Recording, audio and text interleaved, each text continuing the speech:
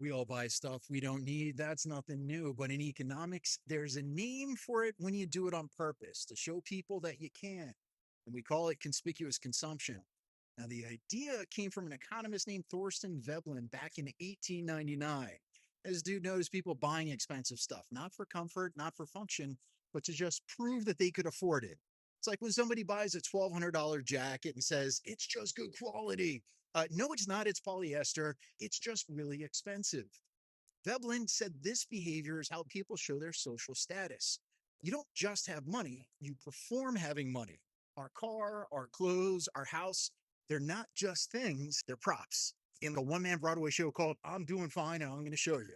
Now, there's a version called invidious consumption. That's where people buy stuff specifically to make others jealous. That's your yacht. You're not just enjoying your boat or your plane, you're enjoying that somebody else can't. It's envy as a lifestyle. Then there's conspicuous compassion. And that's kind of cool. It's when people donate publicly to look generous. When somebody gives a big check to a charity to make sure there's a camera crew there. They're not just saving the world, they're also, well, saving their reputation. The motivations behind all of this stuff get really weird. Some people do it for status or to feel important. Others do it because they're mad at society, what one writer called aggressive ostentation. Basically, I feel invisible. So here's a $90,000 truck, and I'm paying a giant car loan you can't see. It's rebellion with leather seats. And the US is really good at this stuff. Back in the 1950s, families started building houses way bigger than we needed. By 2000, homes were double the size of what a family actually used. You'd think more space would have made all of us a lot happier. Instead, we just fill it with more stuff. Bigger closets, more clothes, a 3-car garage, a 4-car garage. It's like trying to solve clutter by buying a secondhand house to store the first house.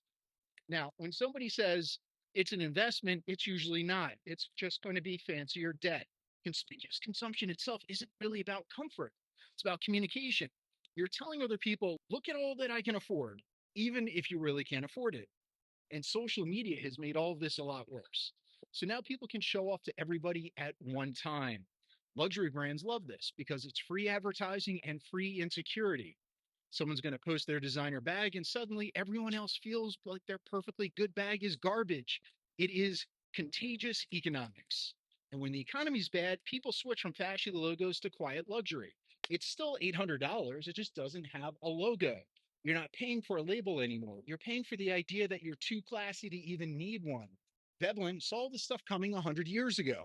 He said people would always find new ways to show off wealth through leisure or fashion or gadgets. We've just updated the tools that we do it with. It used to be horses and hats, and now it's Teslas and tech. Now, conspicuous consumption itself is the art of buying to be seen. It's not really about need, it's about narrative.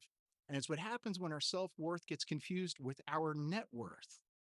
And honestly, if Thorstein Veblen was around today and saw Instagram, he'd probably just say, that's what I meant.